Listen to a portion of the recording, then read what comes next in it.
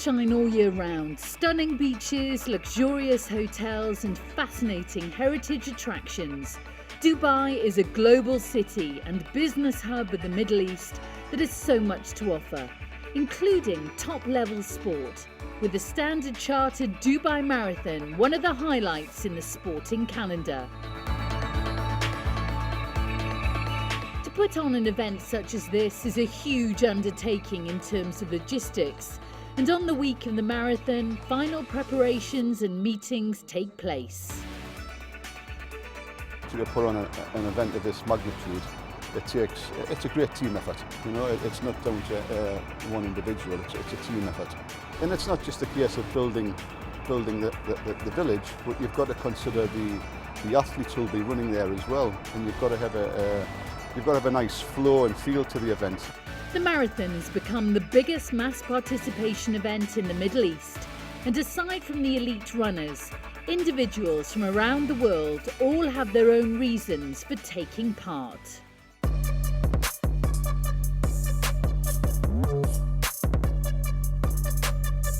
Hi, I'm Alistair Keelty. I'm from Melbourne, Australia. I'll be running the Standard Chartered Dubai Marathon 2019, dressed as an American footballer. Well, it's part of my challenge to do 52 marathons in 52 countries and break 52 world records. So I think since I was a kid, I've always had an interest in Guinness World Records. So I decided I'm going to finally try and break some records. Hi, I'm Nicholas Turner and I'm running the Standard Chartered Dubai Marathon for the Al Jalila Foundation. This foundation does absolutely fantastic work in the region, really makes a difference in people's lives, and to know that I'm running and raising money for a good cause will help take the edge off some of the pain that I'll be going through on Friday, knowing it's nothing compared to the good work the foundation does and the money I'll be raising to support that.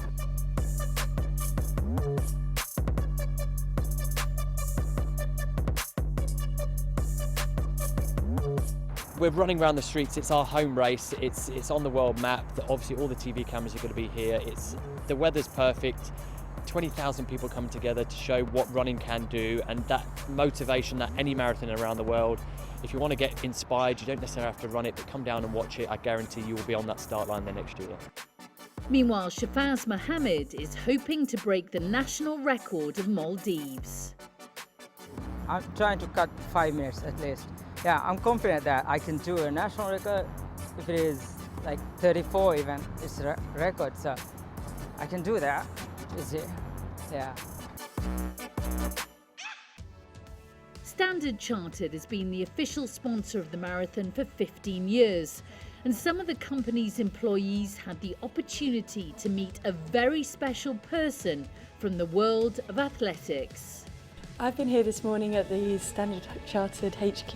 Very inspirational, I think, for me from one area to see what Roll has achieved in the business area and really kind of leading that field as the first CEO, female CEO in the financial area here in this region.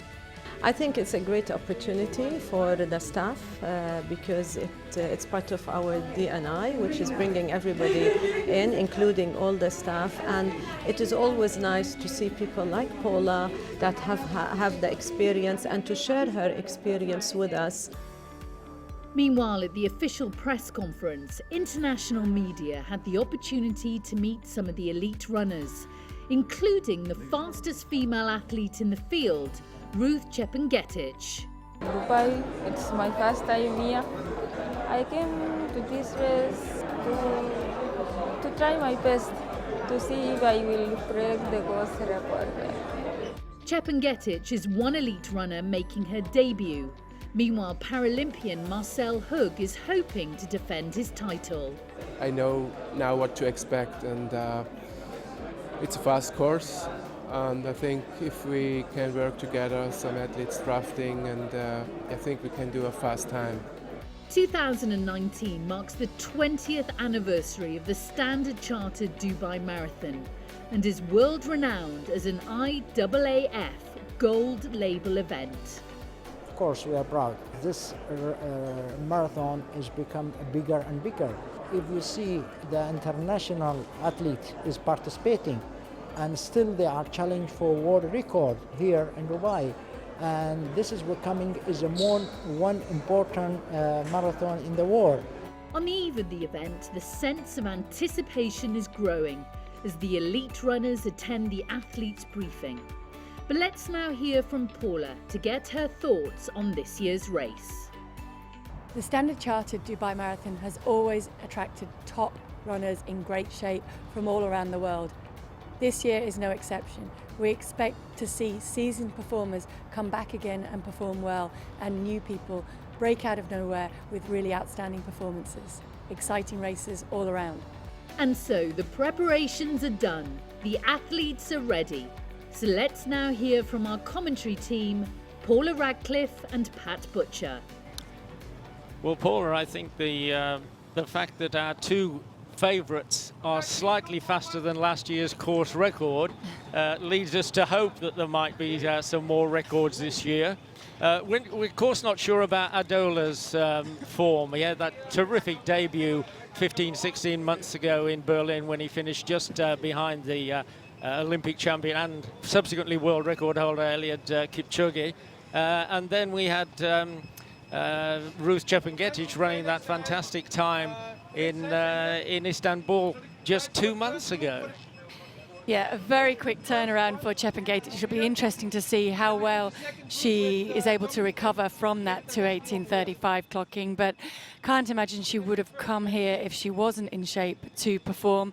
Just as Adola was talking himself up at the press conference yesterday, saying that he'd experienced problems with illness and injury through 2018, but was in good form, had got some good training in and was looking forward to some good racing here on the streets of Dubai today. There is the women's lineup. The fields are slightly smaller this year, but no less, as we've already indicated. So if we run through the starters in the women's, we've got Ruth Chepngetich, Worknesh de Geefer, Sharon Cherop also in there, Sintayo Lowettigan. Ramatusa had a great fifth in New York City in November.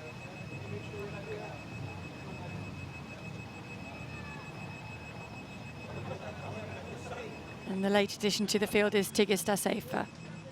And we do have some men pacemakers for the women's race, as of course we have pacemakers for the men's race too.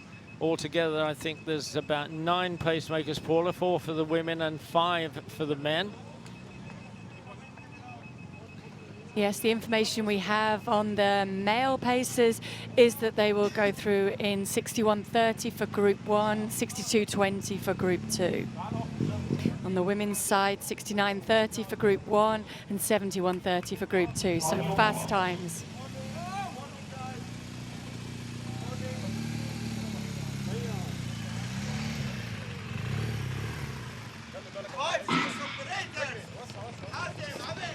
Well, we just had a shot of Paula Radcliffe's favourite starter.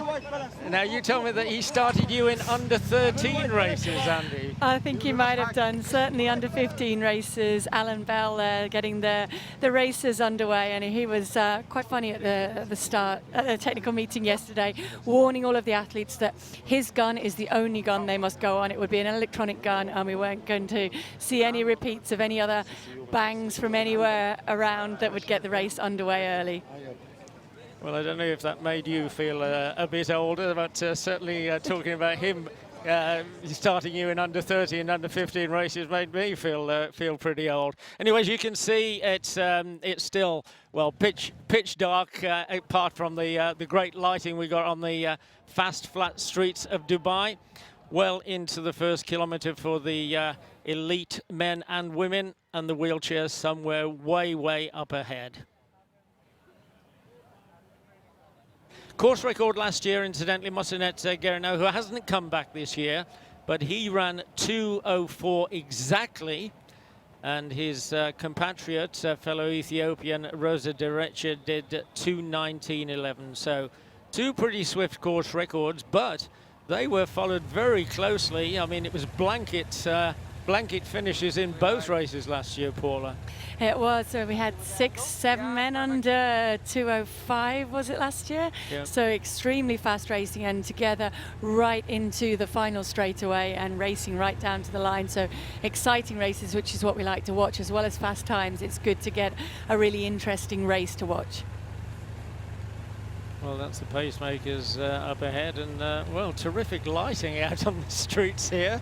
I mean, I'm sure we both attended races where it's been pitch black. You're not being able to see race numbers sometimes. No, this is very well lit, so good conditions. You can see the road surfaces here in Dubai are excellent underfoot as well. Smooth tarmac the whole way, which certainly helps the athletes and will help the fast times as well. Now, how would you have prepared for a 6 a.m. start as an elite athlete? It's a pretty early start for breakfast, getting up, I guess, around about, well, some of these guys, because it would mean so early, instead of a 2:30, 3 a.m. up and eat, maybe they will have just left it a little bit later, eating last night to be able to get a good night's sleep and then just get up and down to the course. They had to leave the hotel around about 4:30 a.m. this morning. This race, incidentally, was won by Kenyans when it began 20 years ago, but I think it's been 10 years, Paula, that Ethiopians have reigned here pretty much unchallenged, but we do have a couple of Kenyans who might make a difference. Well, certainly in the women's race, Ruth Chepngetich probably has got to be the big favourite today.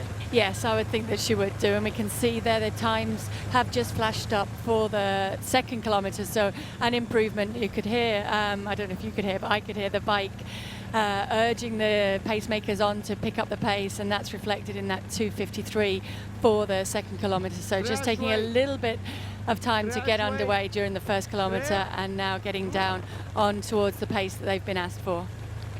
Well, all of the favourites from East Africa in that leading group, led by the 3 Kenyan pacemakers, and there, right in the middle, Ruth Chepngetich, the Kenyan, who's got a real posse of Ethiopians on her tail. She does have a fellow Kenyan in there in Sharon Cherop, but I think Cherop is not running as well as she was half a dozen years ago, and is not currently in the same sort of class, certainly as Chepngetich and some of the Ethiopian rivals.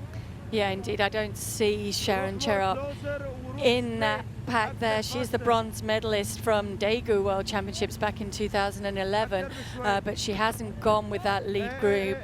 It's probably sensibly, since they're running along a 2:17 pace here, and you can see Chepngetich, she's almost urging the pacemakers to get on with it. Sometimes you have to do a bit of work yourself though, and she's quite happy to sit in the front of that group there and keep the pace moving along. That's Rama Tusa.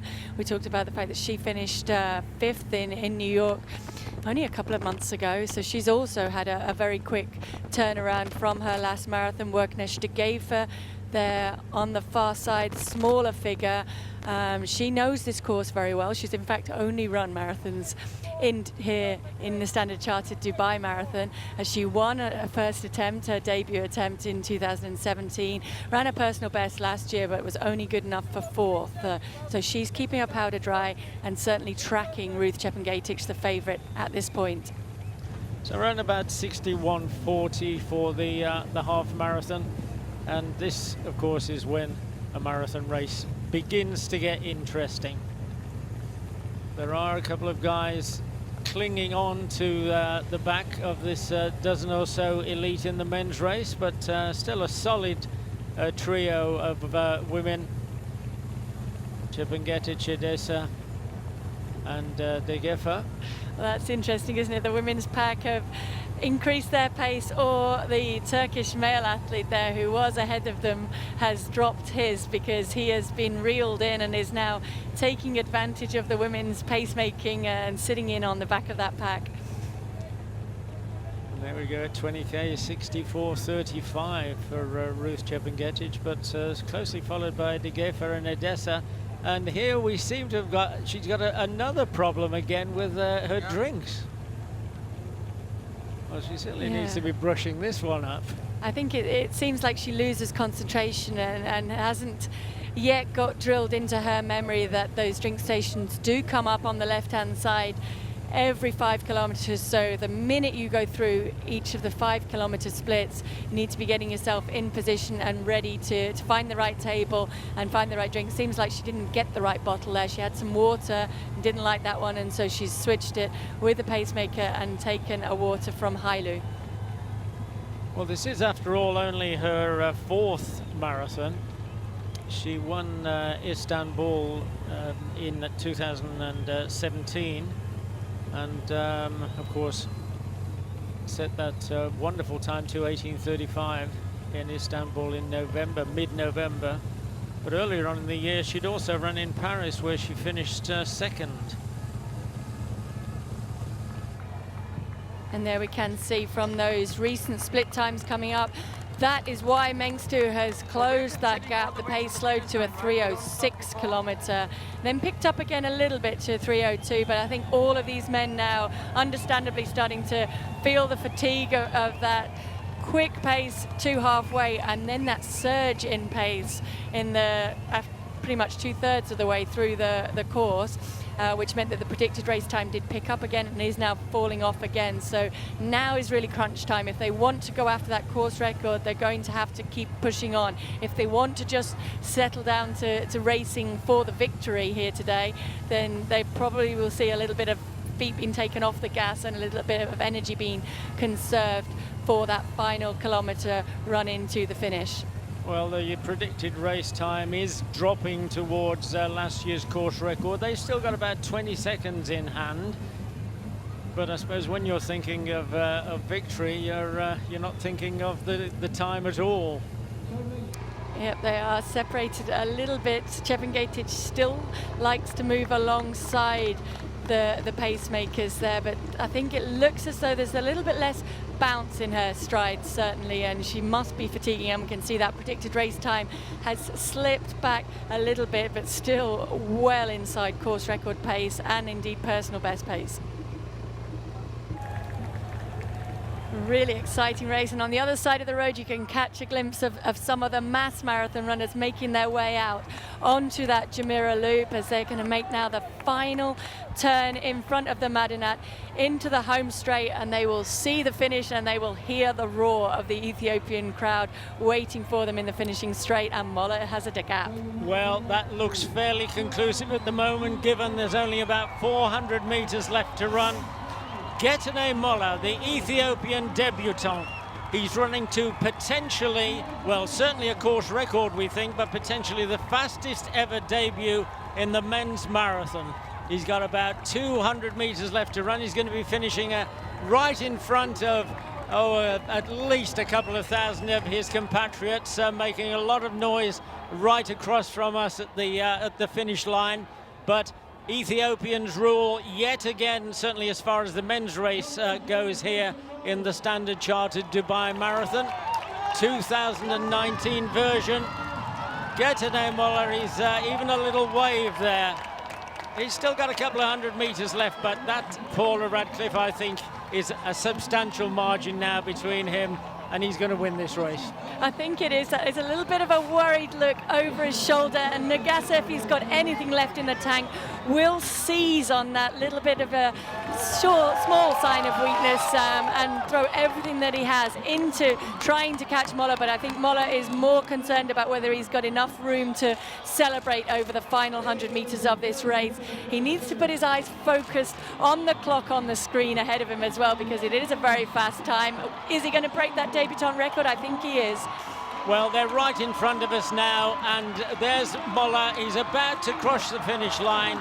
2:03, just past 2:03, and they've broken the course record by almost half a minute. Marathon debutant Getene Molla of Ethiopia runs just over 2 hours, 3 minutes and 30 seconds, beats his compatriot Hepesa Negasa, who's also shattered his personal best time. So another Ethiopian triumph here in the men's race at the Dubai Marathon. She's run an absolutely terrific race. She's fronting the life out of Morihashi, the Japanese, running beside her. But he's running more or less the sort of times that he's run in the past. She, of course, is running a couple of minutes faster than she's ever run before. The women's all-time marathon list, of course, begins with my co-commentator, Paula Radcliffe, 2 hours, 15 minutes and 25 seconds, set in 2003. We then go to 2:17:01. Mary Kaitani, Paula did 2:17:18, 2:17:42, Tiranesh Dababa 2:17:56, then Gladys Chirono 2:18:11, but she's certainly operating inside that time. So Paula, she could be number 3 in the world in a couple of minutes' time. She could. She may even go second. I think that 2:17:01 clocking of Mary Keitany is certainly in danger, and I think she will see that soon up on the finish clock over the finish gantry, not too far ahead of her. She's approaching the first of the grandstands now, which lead then into the final 100 meters. Well, I don't doubt the Ethiopian contingent will be just as happy for her as they would have been for Degefa. Maybe not entirely, but they should be, because this is an absolutely sensational performance by Ruth Chepngetich. She's hoving into the finishing straight now. 2:16:35, so it's going to be so close. She's got a couple of 100 meters left to run. 2:17:01 is Mary Keitany's second fastest time in history. She's putting into it everything that she can. The countdown, I think, is just going to get the better of her. Nevertheless, what a fantastic victory for Ruth Chepngetich of Kenya. She smashes the course record by 2 minutes. She's the 3rd fastest woman in history and has run absolutely sensationally. What tremendous performances from both the winners, both making their debut at this year's event. Today I'm very happy, very happy. The course is good, the weather was good. Yeah, I enjoyed the race. Though it was tough, but I used my mind to focus for it so that I managed to win. And in the wheelchair race, victory went the way of the Swiss athletes. Yeah, I'm really satisfied with my performance today. It was a great race. The last 10K was really tough, but yeah, it was a great race. I felt stronger even last year. Also, it was a little bit faster, so it was a good start in my season.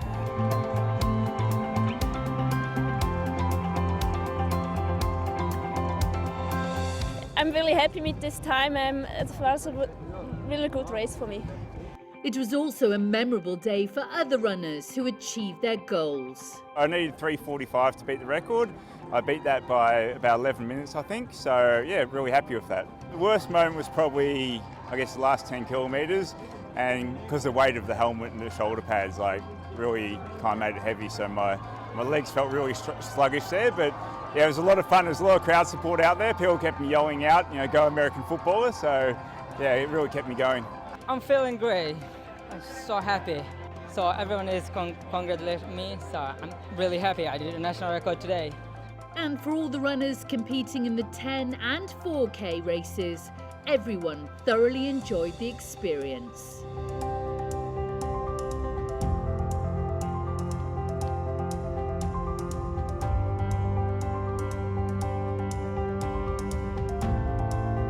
Hi, we have done our 4K this first time. First time we are doing this, and it is very energizing, and I'm very happy because young kids are, you know. Just wanted to compete with him, so at least to catch up. It was very difficult, but then I enjoyed it.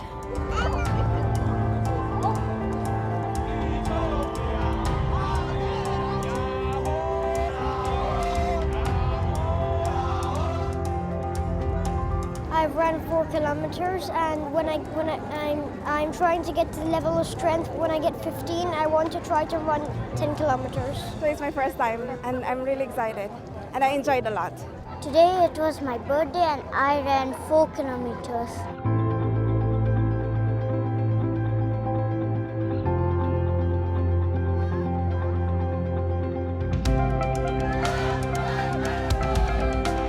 Yeah, it was really good. Also, I'm really tired, but it was a really good organization, really good marathon. Well, I'm really happy.